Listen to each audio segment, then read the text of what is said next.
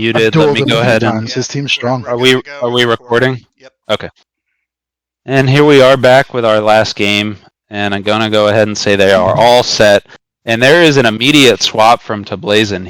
He started there and wanted to get the Sandstorm off, swaps to the Steelix, but again, Earth Power is super effective against Steelix, and Steelix is super slow. Nidoking's great special sweeper, able to immediately take it down. Yeah, really can't switch him into this special attacks like that. All of his bulk is naturally in his defense.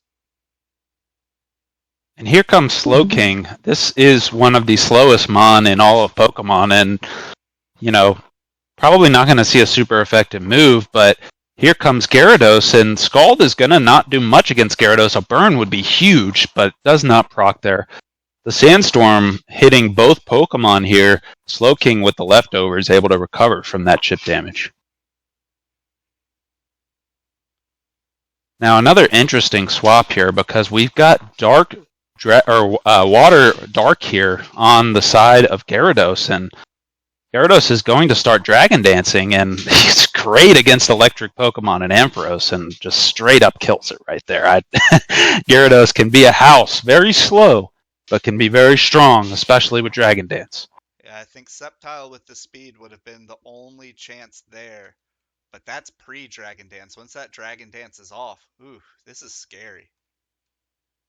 Yeah, the Gyarados is probably sitting around 120-ish speed here. And Sceptile is probably going to be the Mega Evolution on the side of Tablazin. Yeah, much slower before he Mega Evolved.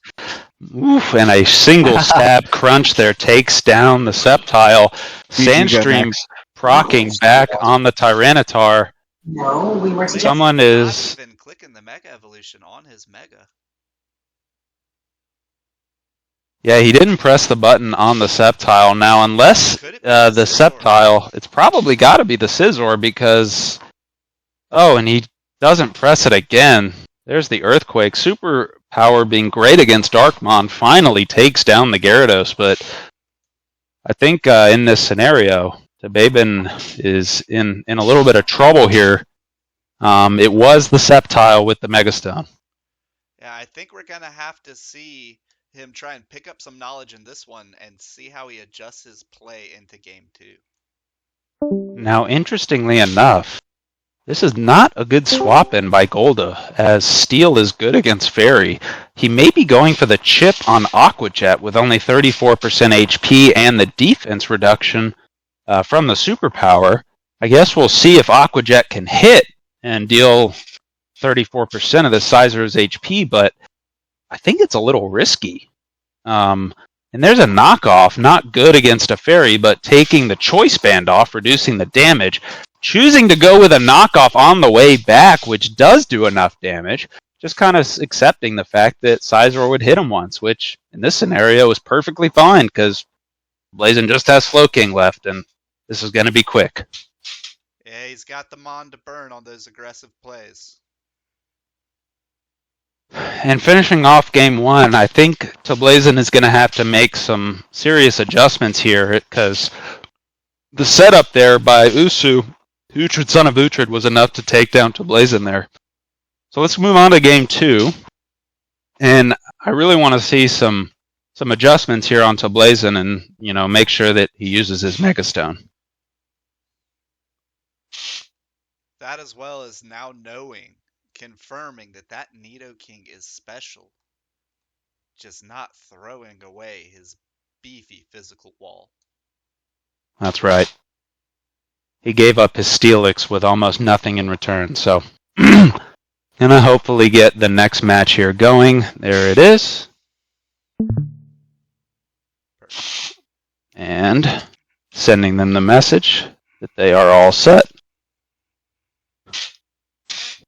We are now on the side of Uhtred, son of Uhtred, and Onion number 6, aka Nidoking. We saw this last time.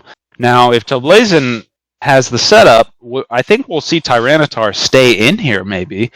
With the Sandstorm and the Assault Vest, he's going to be pretty good against Special Mon. Now, Earthquake is still very good against him, though, or Earth Power, so we'll see what he goes with, because that ground move is really good against a Blazon's team.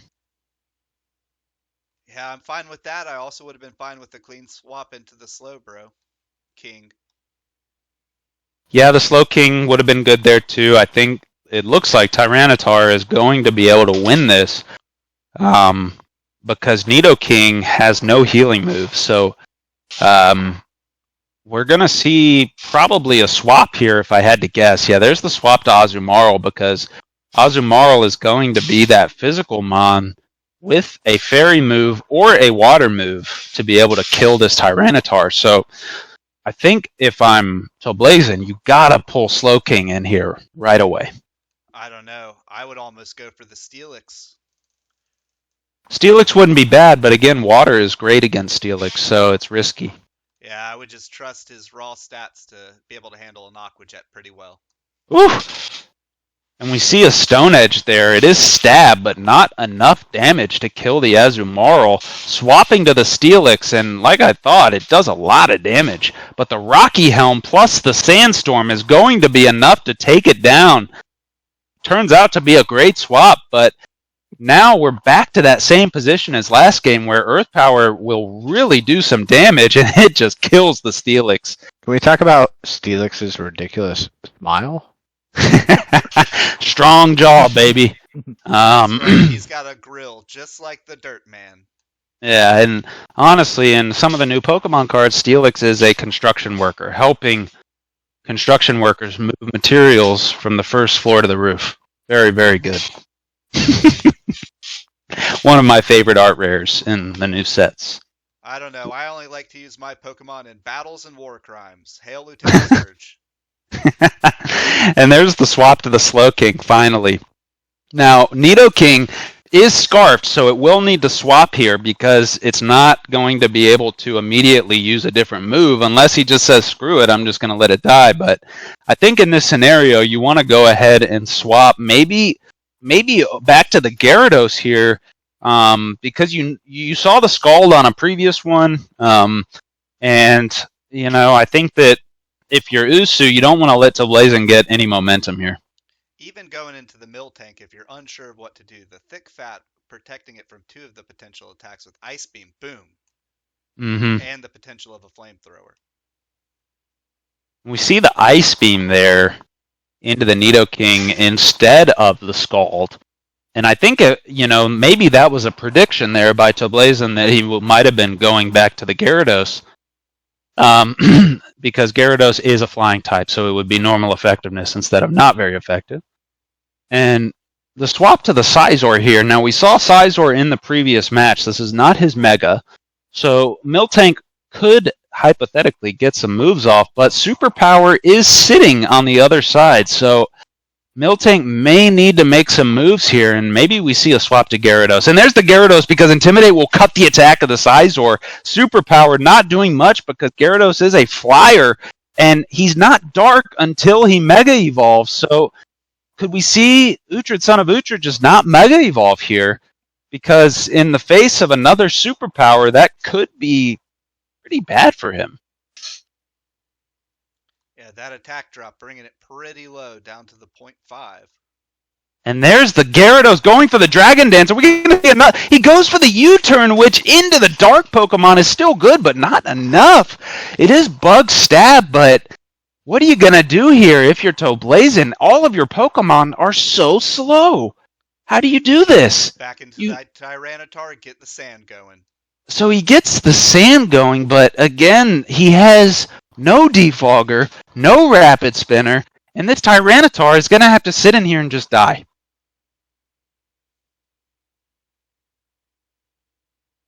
There's the Earthquake from the Gyarados, taking down the Tyranitar. It will survive 2 more hits, but a Bullet Punch could be enough here, and Scizor choosing not to use Bullet Punch, choosing to go with the U-turn again. Oh, even without that chip damage, he would not have been able to come back in those rocks. I gotta say, that's a little bit of a misplay there by Blazon. You gotta go with the Bullet Punch there. It's the priority move. You would have survived from the Rocky Helmet, and it's just tough there. Real tough. I think this is what he needs right now, though. Toblazon is still standing a chance if he can sweep with this Mega Sceptile. No burn. There's the Leech Seed. Very interesting because Sceptile is more of a of an attacker here, not really going for much seeding. Oh, I think that was But a Giga Drain choosing to go with instead on the second turn instead of trying to go for the kill on the first turn. The Leech Seed only healing one pop there. I don't think it was the right move, but in this scenario, who is faster, the Latios or the Mega Sceptile? Because both Pokemon are weak to dragon moves. Mega Sceptile gets a huge speed boost from his Mega Evolution. But he should also have about 10% more health. And the Sceptile hits it with the Dragon Pulse faster than the Latios. Unbelievable, but this Miltank is no joke here against this special Mon. But the Focus Blast hitting on the first try, also reducing the special defense. Toxic will force it out here in a minute, but you gotta like this if you're Toblazon. You really turn this match around with the Sceptile. I mean, all he has to do is click Dragon Pulse from here till the end. I got to agree, and Salamence, although a very good Pokemon, is, not really going to be able to bring it home here because it's not Scarfed, and the Sceptile is going to be faster. Also, Salamence is running Moxie. Yes, Salamence is running Moxie. No slash, nothing. And there's the comeback from Toblazon in Game 2. Love to see it. The Sceptile sweeping there. And we're going to go to Game 3. Really taking huge advantage of that Dragon typing off that Mega Evolution and just the massive speed increase. And here we are in our last game of the night. Here we go. Sending them the all clear, all set, and all set. And in our last match, we saw Toblazon come in with the Mega Sceptile, high speed, get that down with the Dragon Pulses. Let's see what we get here. The same leads for both. Tyranitar getting off the Sandstream doesn't affect Nidoking. Are we going to see Toblazon maybe get into the Slowking game a little bit earlier or just lead? And there he goes immediately to the Slowking. The Ice Beam's going to do virtually nothing. Now the Sandstream will hit it, but he's got leftovers. So Slowking will be able to force out the Nidoking into the Azumarill. There's the Scald. A burn would be incredible, but no burn here. So the Azumarill doesn't have any leftovers. It has a Choice Band knockoff, taking away the leftovers and immediately one-shotting the Slowking. This Azumarill is not messing around here, folks. Slowking being specially defensive and really not liking that super effective physical attack. And here's the Sceptile. We saw this in the last game. Now, Sceptile is going to be a pretty good Pokemon here because Azumarill is Choice Banded. So the Dark move, the knockoff, won't be able to get the Megastone. We could see Usu just go ahead and send the Azumarill to its grave, but I think we might see a swap here, which will give Sceptile a chance to get his speed up, and he swaps into the Latios, which will allow Sceptile to have his speed boost and immediately Dragon Pulse. We saw this in the last game. Usu's going to lose the Latios right here, and this is huge. Latios is one of his key sweepers.